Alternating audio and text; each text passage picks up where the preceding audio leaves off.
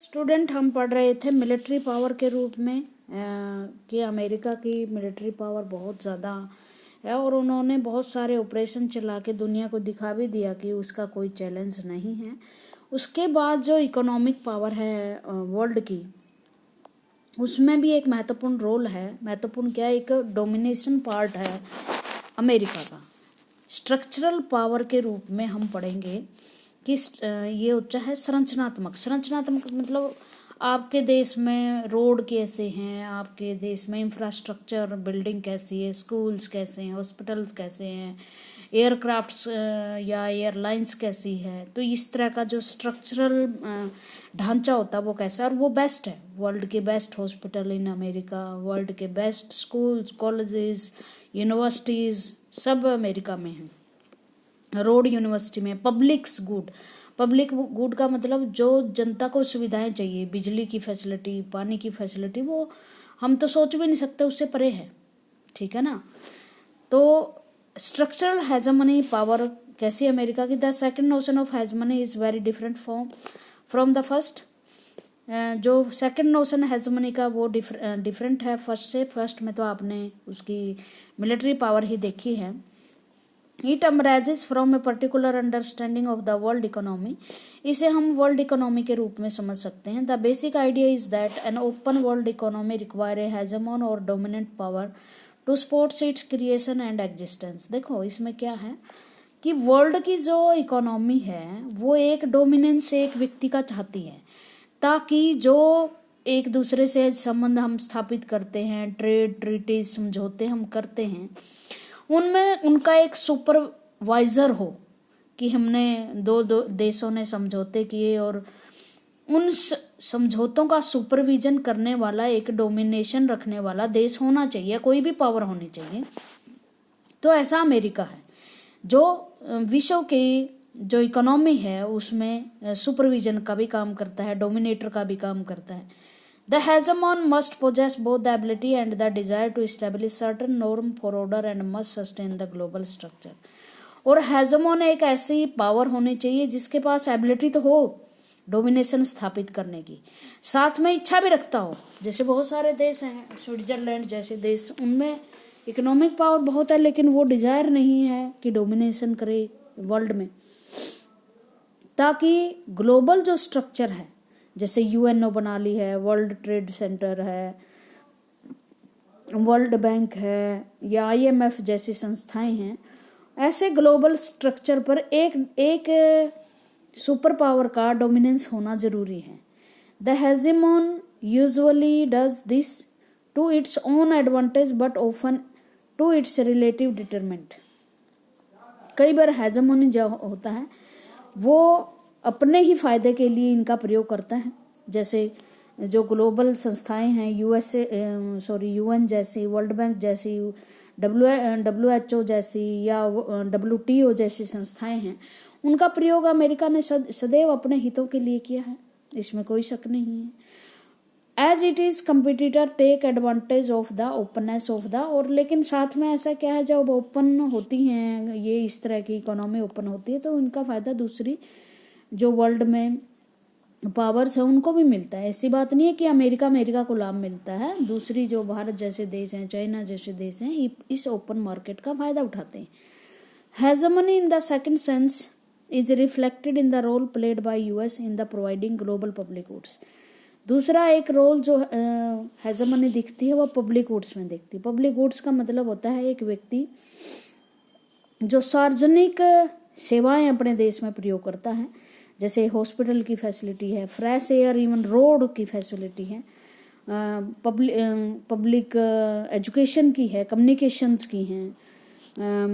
जो land communication है वो सबसे पहले आपको पता ही अमेरिका में बिछाई गई थी समुद्रों में, और उससे हम जैसे देश भी जो हमारा डाटा आता है, नेटवर्क आता है, ये यहाँ मुंबई में अमेरिका के द्वारा जो बिछाई गई लाइन है वहाँ उसका मुंह खुलता है और वहाँ से हम नेट प्राप्त करते हैं। और जो अमेरिका के लोग हैं, जीपीएस सिस्टम है वो हम अमेरिका का यूज कर रहे हैं, तो अमेरिका के लोगों के लिए तो ये कितना आसान होगा, उनको फैसिलिटी कितनी ज़्यादा मिलती होंगी।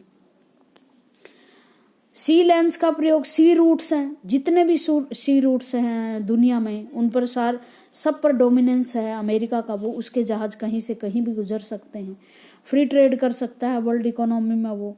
और क्यों? क्योंकि जैसे अगर वो कहीं भी से भी गुजरता है, यहाँ हिंद महासागर से गुजरता है तो हिंद महासागर में उसका डोमिनेशन है, पैसिफिक सागर में उसका डोमिनेशन है, इधर अटलांटिक महासागर में उसका डोमिनेशन है, ठीक है ना। तो उसकी नेवल पावर की वजह से ये सब कुछ उसको हासिल है। उसके बाद है it is naval power to hegemon that underwrite the law of the sea and ensure freedom of navigation in international water. और नेवल पावर की वजह से उसे क्या है कि एक तो जो सी के कानून है उसने अपने फेवर में बनवा लिए हैं, दूसरी बात वो इंटरनेशनल वाटर, जैसे इंटरनेशनल वाटर का मतलब जिस पे दुनिया का कब्जा होता है। देखो मान लो ये भारत के चारों ओर हिंद महासागर है, तो इसके 200 मील का जो इलाका वहाँ तो भारत का कब्जा है, बट जो ये खुला समंदर आ जाता है इस पर किसी भी देश का शासन नहीं है। इन सभी जो खुले समंदर हैं जिन पर किसी भी देश की सोवरेनिटी के अंदर नहीं आते, वहाँ पर इसका अमेरिका का डोमिनेंस है। अब इसकी चाइना के साथ लड़ाई क्यों है? क्योंकि चाइना इन सी रूट्स पे कब्जा करना चाहता है, धीरे धीरे वो अपना विस्तार बढ़ा रहा है, धीरे धीरे समुद्र में जैसे हिंद महासागर में उसकी पहुंच ज़्यादा बड़ी है, तो अमेरिका को ये चीज़ें खलती हैं। दोनों के क्लैश के कारण यही है। Since the decline of the British naval power, सब पहले जो है इससे पहले ब्रिटिश की नेवल पावर बहुत ज़्यादा थी, और उस नेवल पावर के बल पर ही वो सारे वर्ल्ड को काबू कर पाए थे। Second world war the multi oceanic US navy has played this role. और जब इंपीरियलिज्म का जमाना था, उपनिवेशवाद का, तो ब्रिटिश पावर थे नेवल में। अब सेकेंड वर्ल्ड वॉर के बाद यूएस नेवी ये रोल अदा कर रही है। मल्टी ओशियानिक का मतलब सारे समुद्रों में उसका डोमिनेंस है। Another example of the global public goods is the internet की सेवाएं वहाँ 1950 में शुरू हो गई थी। Although it is seen today as making the virtual world of the world wide web, जिसे आप WWW कहते हैं, we should not forget that the internet is direct outcome of US military research project and began in 1950। हमें नहीं भूलना चाहिए कि ये जो आपकी वेबसाइट है WWB हमारे देश में तो ये 2000 के बाद पॉपुलर हुई है। 1950 में ही जो उनका मिलिट्री रिसर्च डेवलपमेंट प्रोग्राम था उसके तहत उनकी रिसर्च हो गई थी, उन्होंने अपनी वेबसाइट तैयार कर ली थी। Even today the internet relies on the global network of satellite most of which are owned by the US government.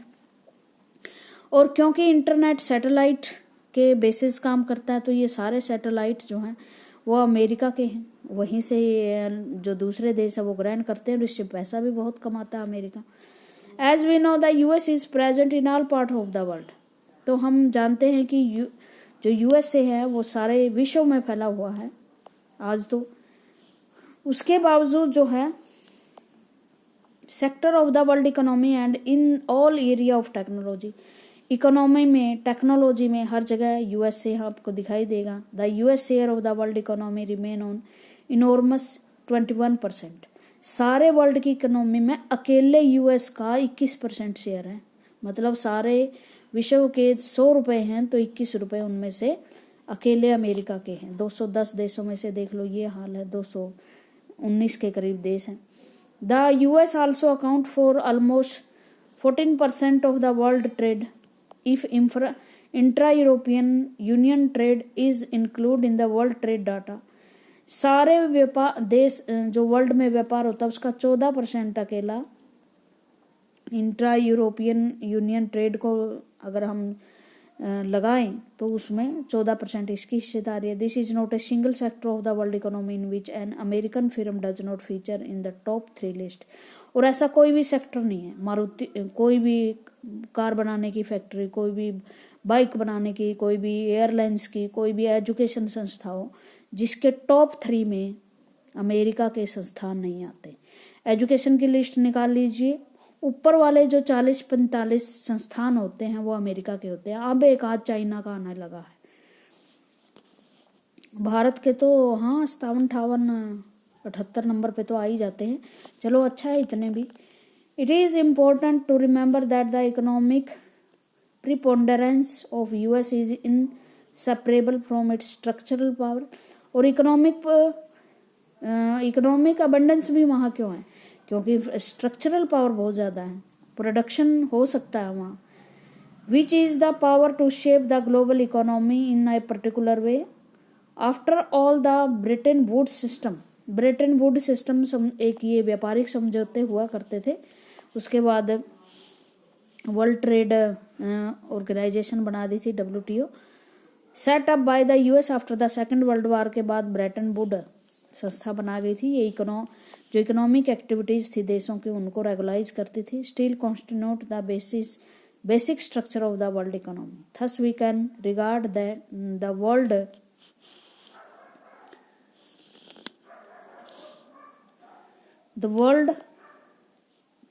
structure of the world economy. Thus we can regard the World Bank, International Monetary Funds IMF जिसे बोलते हैं, world trade organization WTO as the product of American hegemony. जो world bank आपको सभी देशों का bank दिखाई देता है, या MIF ऐसी संस्था जो सभी को लोन देती है, या WTO जो 1995 में बनी, जो व्यापार को रेगुलाइज करती है सारे संसार में, वो अमेरिका की ही देन है. अब अमेरिका की देन है तो अमेरिका के फायदे के लिए उसने रूल बनाए होंगे. As classical example of structural power of US is academic degree called the masters in business administration. Structural power का एक उदाहरण देख लो, MBA की डिग्री. MBA की डिग्री हमारे देश में शायद 2000 के बाद पॉपुलर हुई होगी. वहाँ पर क्या था? The idea that business is a profession that depend upon the skill that can be taught in A university is uniquely America. Business एक ऐसी चीज़ है जिसे सीखा जाना चाहिए. ये अमेरिका में ही पढ़ाई गई शुरुआत में. द फर्स्ट बिजनेस स्कूल जो वर्ल्ड का है वो था Wharton school eight university of Pennsylvania. 1881 में ये MBA का स्कूल वार्टन स्कूल बना था. और this first MBA courses were initiated around 90s. और MBA का कोर्स शुरू हुआ था उसमें 90s में. ओके. हमारे देश में अब भी मोस्टली बच्चे ऐसा नहीं करते, आर्ट्स ही ज़्यादा या साइंस जो टेक्निकल चीज़ें वो पढ़ी जाती है. तो बिजनेस वहाँ सर्वोपरि है. वहाँ 2% लोग खेती करते हैं, सब वर्किंग हैं, ऑफिस में काम करते हैं, टर्सरी एक्टिविटीज़ में उनकी ज़्यादा कमाई है. तो एक छोटा सा बच्चा 14-15 साल का भी वहाँ बिजनेस अच्छा चला सकता है. The first MBA courses outside the US was established only in 50s. Today there is no country in the world in which the MBA is not a prestigious academics degree. आज तक भी बहुत सारे विश्व के देशों में MBA को एक प्रेस्टिजियस एकेडमिक नहीं माना जाता. This take us back to our South Africa friend, जैसे जाबू हैं, वहाँ से लिया गया है कि वो अमेरिका जैसे देश से करना चाहता है डिग्री. उसके बाद है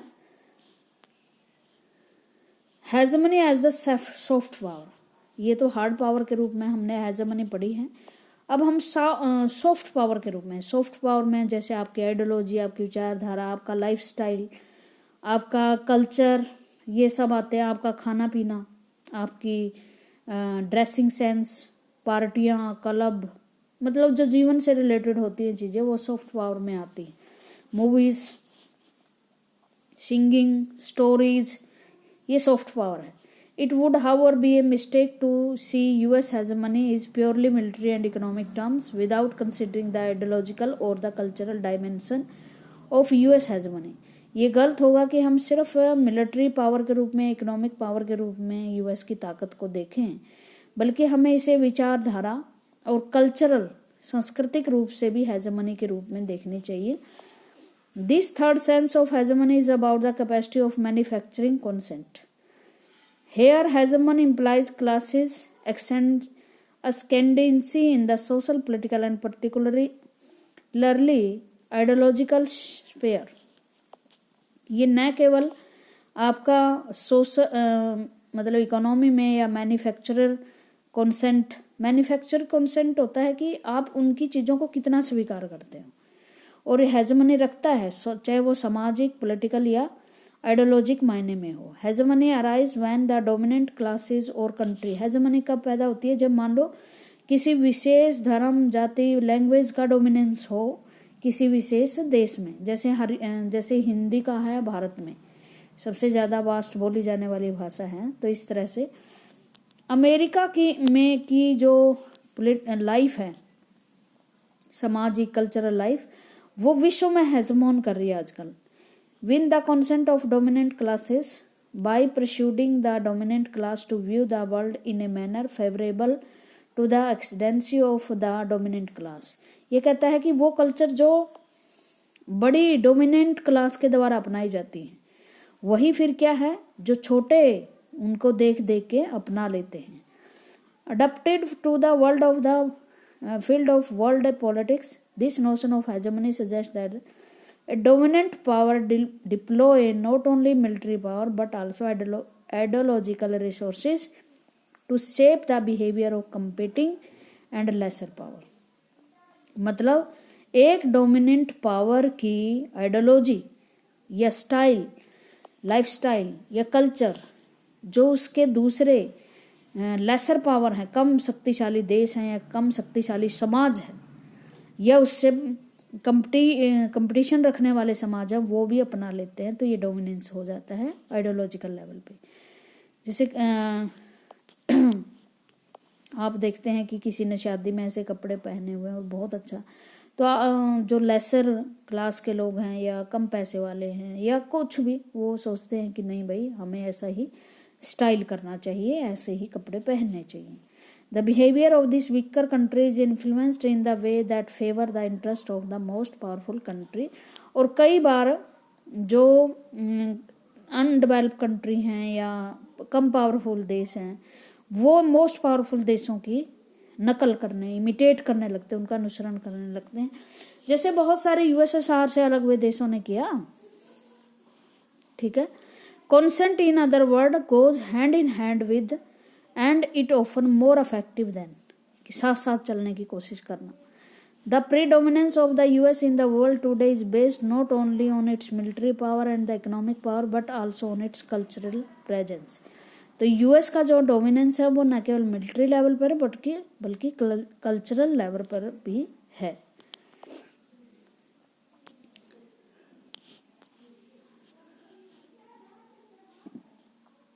Whether we choose to recognize the fact or not, all idea of the goods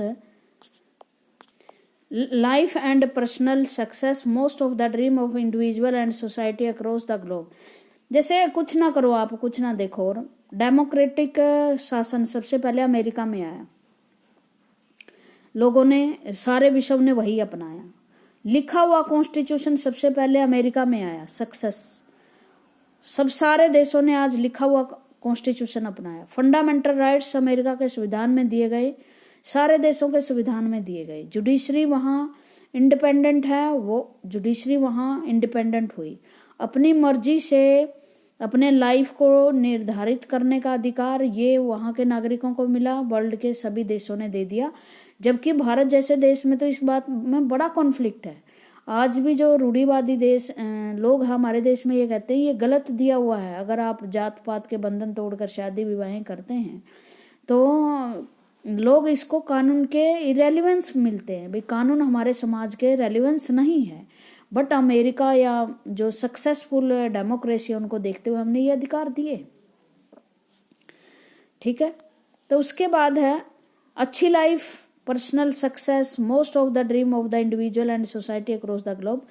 अच्छा जीवन, जो अच्छे जीवन का सपना या डेमोक्रेटिक रूप से जीना, ये सभी सोसाइटी की एक चाहत है इस संसार में। All dream churned out by practice prevailing in the 20th century America is the most judicative and in this sense the most powerful culture on the earth। और इसलिए हम कह सकते हैं, क्योंकि हम उनके पदचिन्हों पर चल रहे हैं, तो ये कह सकते हैं कि सबसे ज़्यादा पावरफुल कल्चर है इस विश्व में, इस धरती पर अमेरिका की। This attribute is called soft power. इसको हम सॉफ्ट पावर कहते हैं। सॉफ्ट पावर का मतलब जो किसी को प्रभावित करने में सबसे ज़्यादा सक्षम हो। और आज अमेरिकन कल्चर सभी जगह छाया हुआ है, चाहे वो पिज्ज़ा हो, चाहे वो बर्गर हो, चाहे कोक हो, चाहे पार्टीज़ हों, चाहे मूवीज़ हों, चाहे जीन्स डालना हो, ये सारी चीज़ें। Over time we get so use to hegemony that we hardly notice. और कई बार हम इन चीज़ों के बड़े आदी हो जाते हैं, हमें पता ही नहीं कि हम जो पिज्ज़ा या बर्गर खा रहे हैं वो हमारे देश की कल्चर है या नहीं। हम बिल्कुल उसमें हैबिचुअल हो जाते हैं उस चीज़ के, नोटिस ही नहीं होता हमें कि हम अपनी चीज़ें छोड़कर दूसरे देशों की चीज़ें अपना रहे हैं। You could not have forgotten Andrais and his cool pair of blue jeans। जैसे एंद्राई के बारे में आपने देखा कि वो जीन पहनना पसंद करता है, लेकिन उसके पेरेंट जो हैं सोवियत यूनियन से आए हैं, वो उनको ठीक नहीं लगता कि वो चर्च में इस तरह के कपड़ों के साथ जाए। बट उसके फादर कहते हैं कि हम कितना अच्छा समझते थे। फटी हुई जीन जो है वो लिबर्टी का प्रतीक है कि हम कितने स्वतंत्र हैं। तो ये कॉन्सेप्ट वहीं से आया है। आज के लिए इतना ही। Thank you.